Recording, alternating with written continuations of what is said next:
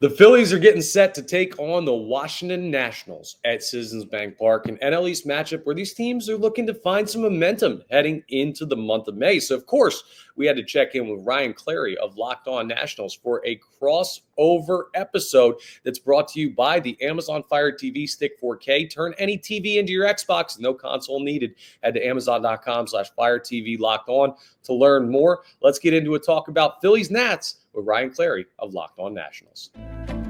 You are Locked On Phillies, your daily Philadelphia Phillies podcast. Part of the Locked On Podcast Network, your team every day.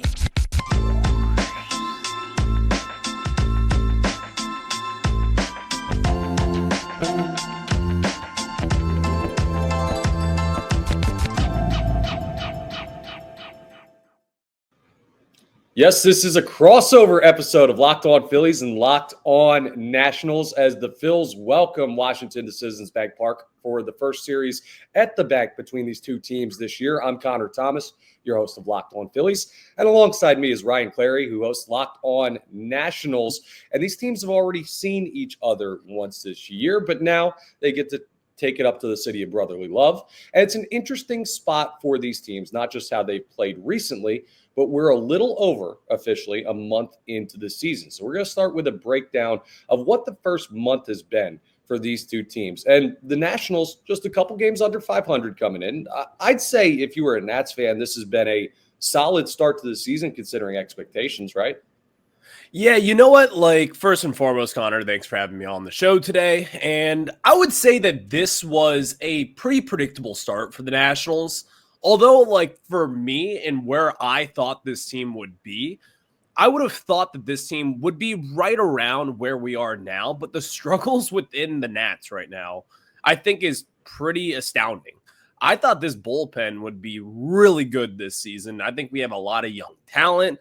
And so far this season, the Nationals, they have the worst bullpen in all of baseball. I mean, it is a really bad outing each and every single night. It's unfortunate for this because, again, these are young guys in the back end of this bullpen, but they just have not gotten it done up to date so far. Yeah, we'll trade you because the Phillies are not far behind you there in the bad bullpen category.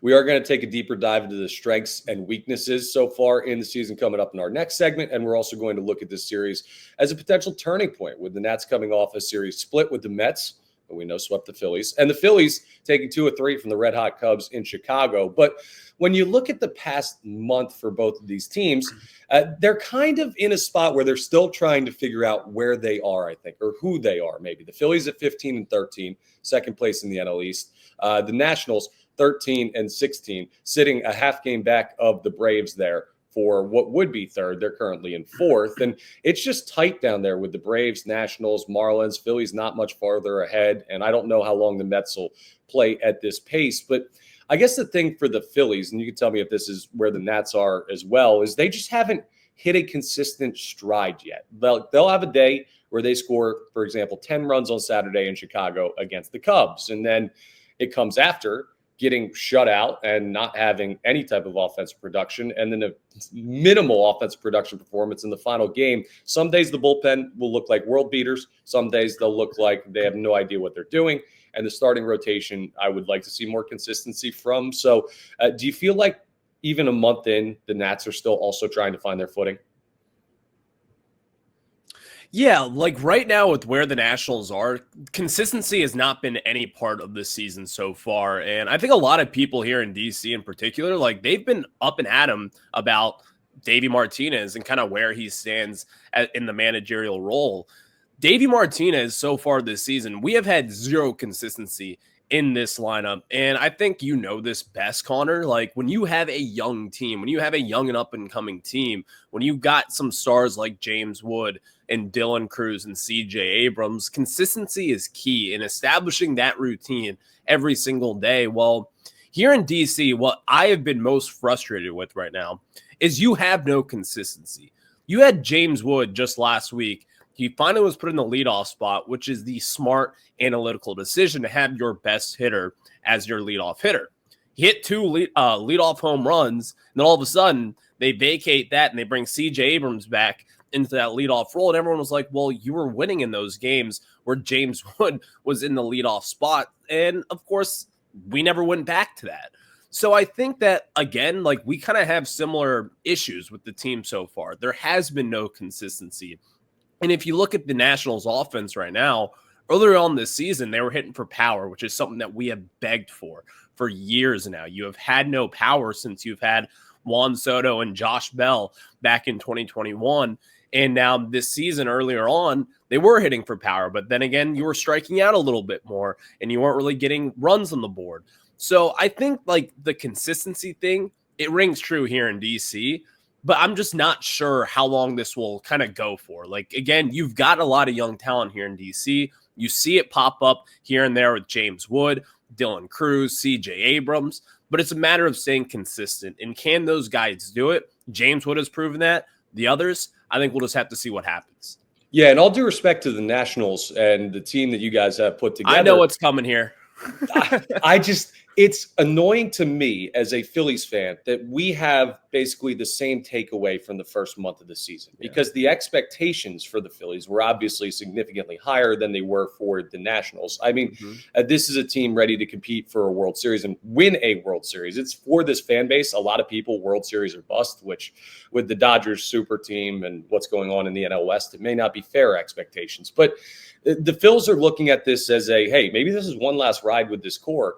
And for a lot of the same issues as an up-and-coming team like the Nationals to exist here in Philadelphia, that's going to be troubling for a lot of people to hear in the Phillies fan base. Now, just to set the expectations, because the Phillies more had their sights set on the Mets, the Braves, the other like top tier teams around baseball. What would be the successful season for the Nationals? Would it be a wild card berth? Would it be a 500 record? What is the goal that you guys set for yourself going in? You know, I think a fair, realistic goal that I had in mind for the Nationals was like winning 78 to 80 games this season. I don't expect them to really make a wild card push. I do see a case where they could potentially, like in August, kind of be in the hunt there. You know, they're going to be maybe around 500 at that time period. You've got Brady House, who's a big-time third base prospect that a lot of Nationals fans in the organization, they're really excited about him and what he's going to bring here. So maybe he provides a little bit of juice later on this season. You've got a couple other pitching prospects who could be making their way back from Tommy John surgery. Cade Cavalli, a former first-round pick for the Nationals, he's doing rehab starts right now. He's looking pretty good right now. Josiah Gray, you guys have seen, the former All-Star. He's been making his way up, and he could potentially be back with the Nationals sometime in August, maybe September, if there is a playoff push. But I think right now, like with where a win-loss record goes, I would expect them to be in that 77 to 80 win range. And I think that's what the expectation is. And that's what it should be. Like, you do have talent here. CJ Abrams was an all-star this last year, and he was really good. The second half, he fell off a little bit, was eventually optioned down to AAA after a gambling incident, which is just hilarious still to this day. You've got James Wood, who has proven to be a star here, in my opinion. I think he's going to be the next, like, Bryce Harper that we've seen come out of the Nationals, Juan Soto. I think he has got that kind of star potential. I don't know if he's going to be on the level of those guys, but he's got that talent, and he can do everything that those two guys can do also. But I think right now, like, again, getting to that 80 win mark, that would be huge for this team, Connor. And I think with the Phillies, where you guys are, you're in a different situation, man. Like, you guys have to win 90 plus games, I feel like. And if it's not 90 plus games, you're probably going to think it's a failure.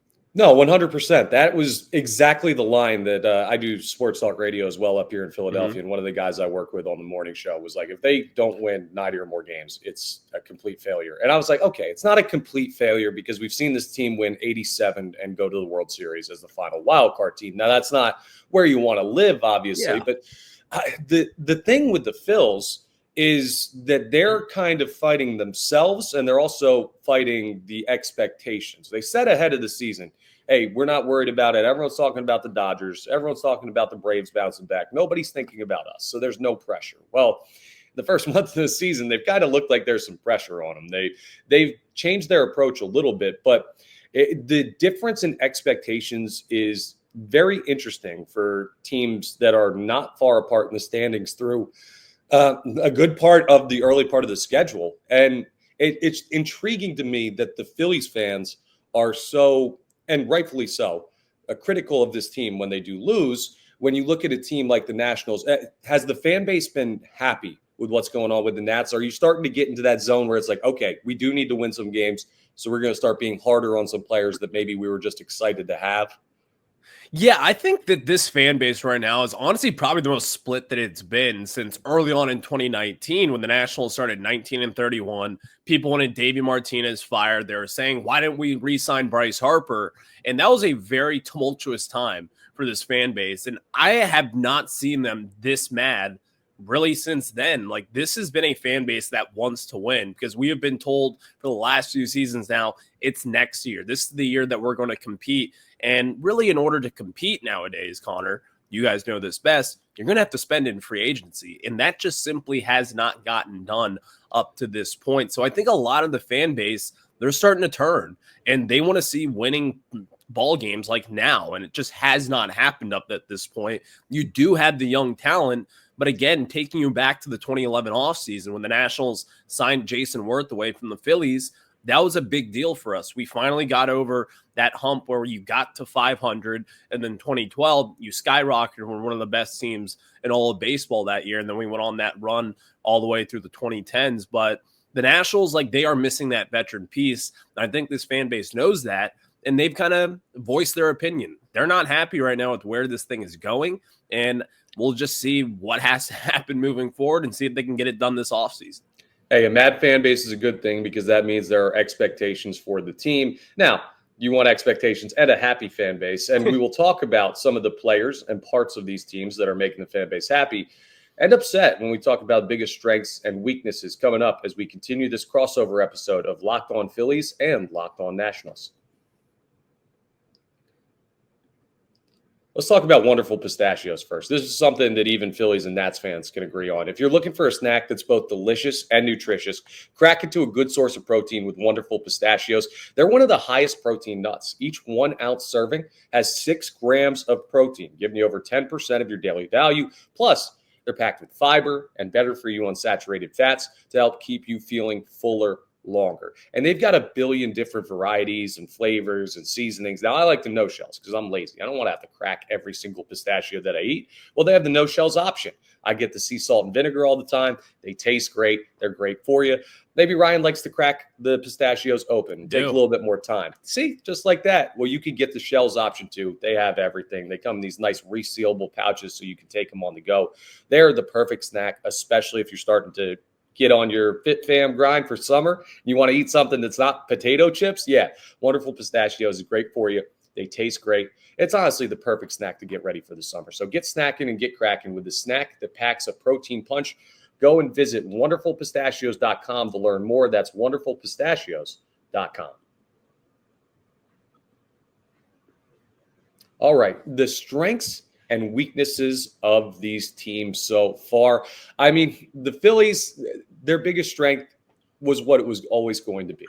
Their starting rotation has been awesome. And it's been awesome and still underperforming some people's expectations for how good it can be. We're going to talk about a great pitching matchup when we get to the point where we actually preview the series in our final segment, as we have a rematch of the opening day matchup between Mackenzie Gore and Zack Wheeler. But the Phillies starting rotation with guys like Wheeler, Christopher Sanchez, Jesus Luzardo, who bounced around the division and went from the Marlins to the Phillies. And drafted by the Nationals also. Look at that. He's covered just about all of the NL East. I don't want to see him go to the Mets or the Braves, but he's only 2 teams away from the NL East Infinity Gauntlet. I mean, the starting rotation is the strength of this team. And as long as you get a good 6 or 7 innings out of them, the Phils are going to be a tough team to beat, even if the offense has one of their off days, even if the bullpen has asked to do a little bit. Where this team has really gotten into trouble has been the bullpen. But the starting rotation, absolutely, for me, the biggest strength of this Philadelphia Phillies team so far. And hopefully we'll see that on display, as we did in the opening series when they match up with the Nats. Now, what's the biggest strength of this Nationals team? You know what? Like, it's actually the Nationals starting pitching also here, Connor. And you talked about the pitching matchup tonight. You've got Mackenzie Gore in the bump for the Nationals, and Mackenzie Gore has been lights out so far this season. I mean, when you traded him, when you traded away Juan Soto and you got Mackenzie Gore, James Wood, C.J. Abrams, like Mackenzie Gore we all thought would be the ace of this rotation moving forward. And last year, he had an okay year. He kind of fell off in that summer months there in the dog days of summer. But this season so far, Mackenzie Gore has been lights out. He's delivered quality start after quality start. And now you also have Jake Irvin, who you guys will see tomorrow night also. He's taken that next step up. He's been going deeper into ball games, going 6-7 innings deep, which is something that Nationals fans here have been waiting for forever, because we used to have that B starting rotation with Max Scherzer, Steven Strasburg, and guys from years past. But now with where the Nationals are, you've got these younger arms, and we've kind of been waiting for them to go deeper into ball games, to kind of take those next steps. Then it feels as if the Nationals have finally taken that next step into this season. So I think the starting pitching and where we are now, that's our strength at this point. And then also it's hard not to mention James Wood. Like, James Wood has been killing the baseball so far. You've got some guys in the top of this lineup, CJ Abrams, James Wood. They've been great. They're two guys to watch this series, definitely, because they kind of have a feel for that big moment. And when you're playing in Philly, there's always a big moment between the Nationals and the Phillies. It's also an easy ballpark to hit in, so that's going to be good for anybody who step into the plate, as long as they're not striking out a billion times like we saw in the opening game down in Washington. I do have to bring up, too, Bryson Stott when we talk about biggest strengths. Very weird thing going on with the Phillies right now. Bryson Stott was moved into the leadoff spot to try and get an opportunity because people were working around Bryce Harper. So they wanted to move Kyle Schwarber back to cleanup behind Harper at 3 to allow some more protection there. And since they did that, Bryson Stott has been tearing the cover off the ball. He was a guy who had an injury late in the season last year. I was a little nervous about him batting leadoff because I don't know how consistent he was going to be, and he's been awesome. And the Phillies have been losing more than they've been winning.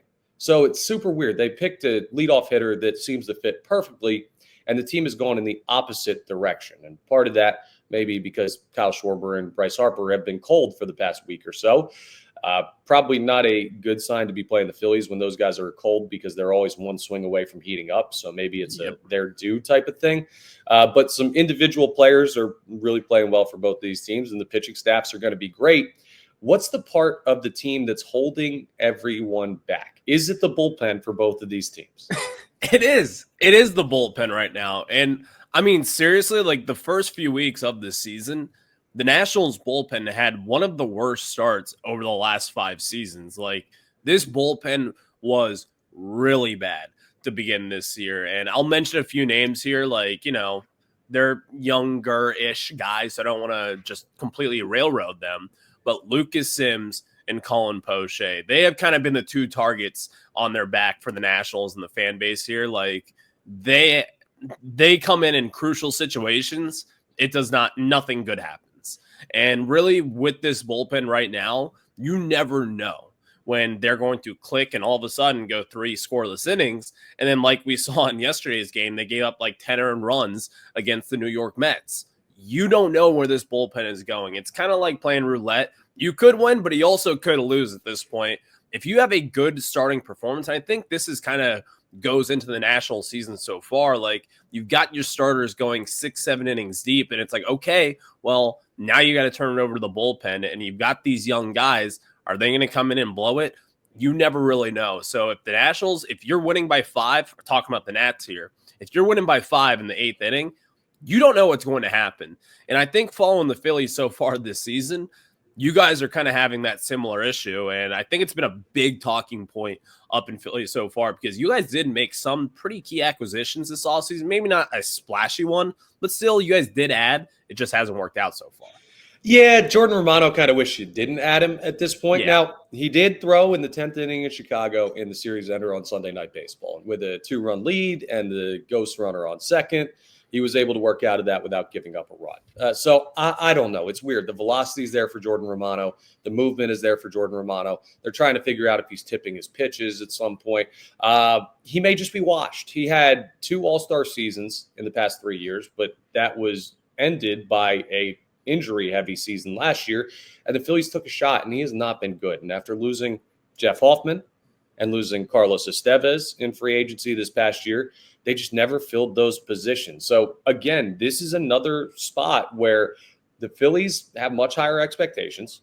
the Nationals are looking at trying to make something close to 500 happen this year, which would be a great stepping stone for a young team. And yet we're looking at the same problems for teams that should be in vastly different spots when everything is all said and done, which makes for a very interesting series in a spot where we are right now, where both of these teams are trying to kind of build momentum. When we played the Mets earlier up at Citi Field, they're talking about how they've been on multiple 6-game win streaks this year. And I imagine both of us are like, well, what does that feel like? It seriously feels like 2 steps forward, 1 step back for these teams. And the bullpen has definitely been the weakness for the Phillies. They just don't really have multiple high leverage arms you can trust. It's Matt Strahm, it's Jose Alvarado, it's half of Orion Kerkering, and it's everybody else. And maybe those guys will find their footing as the season goes on, to continue using that term. But right now, you kind of need 7+ innings out of any starting pitcher who's going to go in order for the Phillies to find a win. So it's a tough spot for them. But if the opening series was any indication, you may get that type of pitching in this matchup between the Nationals and the Phillies. We're going to talk a little bit more in depth about the series that begins tonight, if you're listening to this on Tuesday, April 29th, in a 3-game set here at Citizens Bank Park that I think is going to be a mini turning point to start off the month of May. We'll talk about why that is based on what the teams have recently done, and also take a look at, well, some great pitching matchups as we preview the series here on Locked On Phillies and Locked On Nationals. Let's talk about FanDuel before we do that, though, because the NBA playoffs are almost here. Now, neither the Sixers nor the Wizards are finding themselves in the NBA playoffs. I don't know if you can bet on the draft lottery, but I know with FanDuel, you can bet on the NBA playoffs, and they're giving new customers an incredible way to get in on the action. Right now, when you join FanDuel and place your first $5 bet, you're going to get $250 in bonus bets if your bet wins. And if you've been watching the NBA playoffs, there are blowouts all over the place. I think the Cleveland Cavaliers just ended the Miami Heat franchise yesterday in a final game of that series. So in these early rounds, hey, look at some of those big point spreads and see if you think those teams can cover, or maybe look at some of your favorite player props. I love how FanDuel makes betting super easy, whether it's your favorite team or a team that you want to pick if your favorite team is out, or diving into those player props like 3-pointers, steals, assists. There's so many ways to bet with FanDuel. And plus, after the game tips off, you can even combine live prop bets into a same-game parlay for a chance to win big. So don't miss out. Head to FanDuel.com and claim your $250 in bonus bets today. That's FanDuel.com. Let's dive right into this first game of the series, because I know it's 3 games, and I know we're going to talk about momentum and a turning point, but it's Mackenzie Gore, it's Zack Wheeler, it's a rematch of opening day in Washington. And you know what's kind of funny is, at least from Wheeler's perspective, and you'll have to let me know how Mackenzie Gore has been doing since we saw him in game 1 of 162. Zack Wheeler has not been great this year. He's been great for the average guy, but he has not been the Superman that we've known Zack Wheeler to be. It seems like he's still trying to settle in, and he's had some unlucky performances based on lack of run support at points, but the home run has really been tough for Zack Wheeler. The strikeout obviously has always been there for him. He's striking people out at an amazing rate, but giving up bombs. So is this another game where we're going to see, 13 strikeouts from Mackenzie Gore and Zack Wheeler dominate hitters on the national side? Like, what's Mackenzie Gore's path since that awesome first performance been?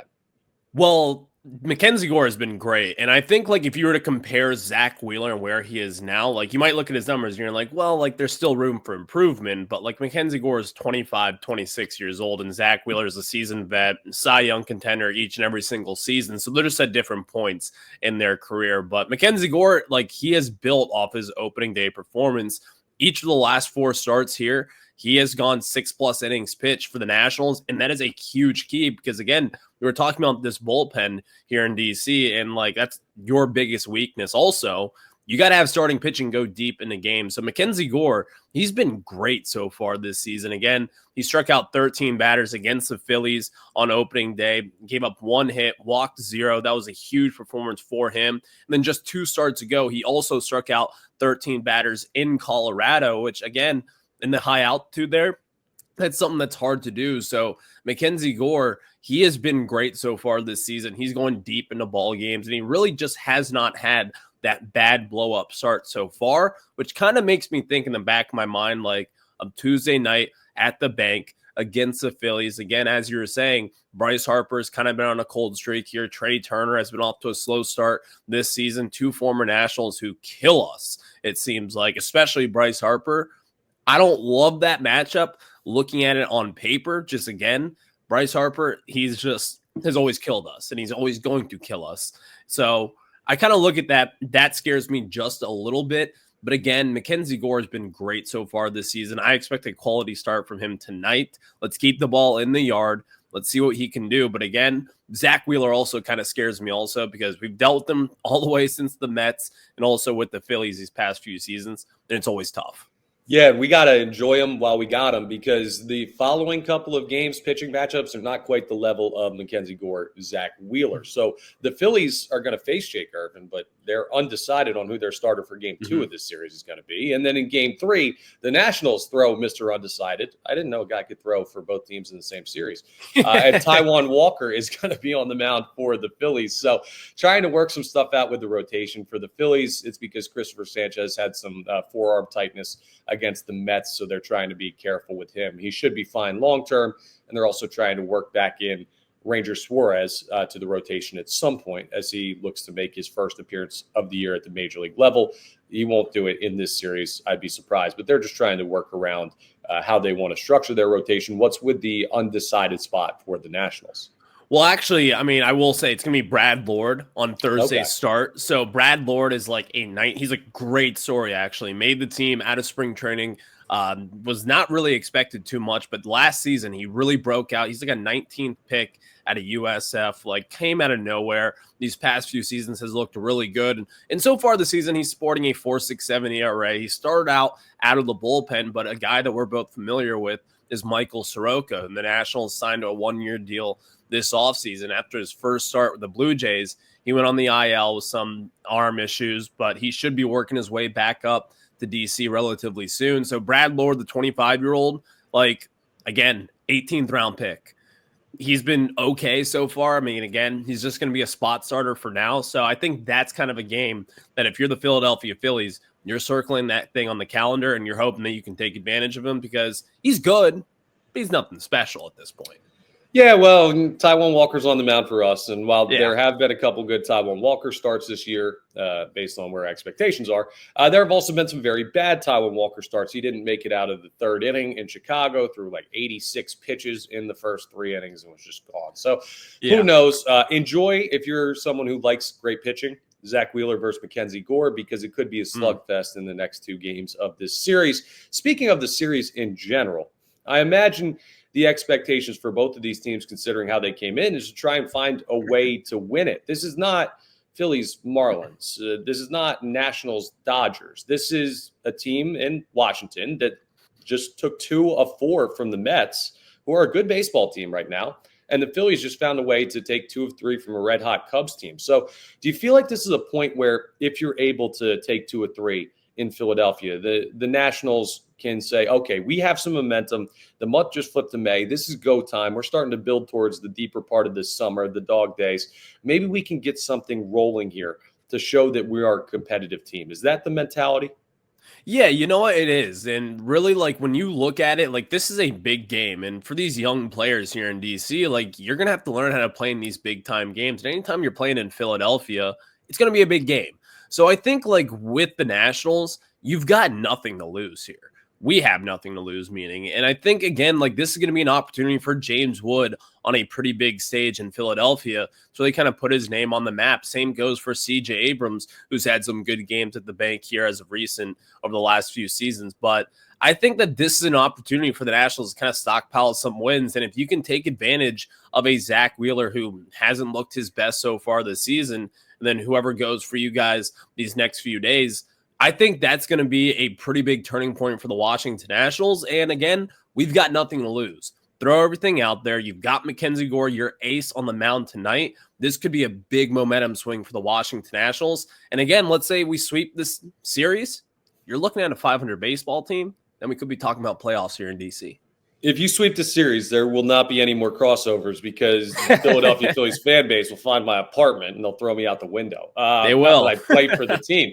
But yeah, the Phils are just kind of in that spot where they haven't had any really bad series losses this year. The teams that they have lost series to have been either playing really, really good baseball at the time, or it was kind of a tough scheduling spot for the Phillies. But they haven't had that total, oh, okay, this is the series where they've got everything figured out. I mean, they came close to sweeping out the Miami Marlins in their last home divisional series, and then the final game of that series, the bullpen blows it. They almost blew game 2 after having an 11-4 lead in the 9th inning. So it just feels like this team is getting in their way too much. And with that comes a heightened expectation of when you play beatable teams, like the Phillies fan base looks at the Nationals as, you've got to go take 2 out of 3 or it's a failure. So the expectation is go get 2 out of 3. I saw someone talking about on social media earlier today, is this a must sweep series for the Phillies? Come on. Like, yo, stop it. Like,